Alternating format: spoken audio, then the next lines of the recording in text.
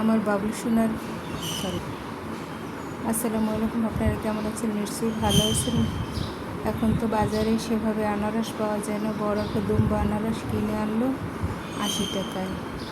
আনার পরে কেউ খেতে পারে না। মিম আর রুবেল অবশ্য তারা টকটক খেয়ে নিয়েছে। আমার বাবলু সোনা তো কিছুতেই খাবে না। কী করা যায়?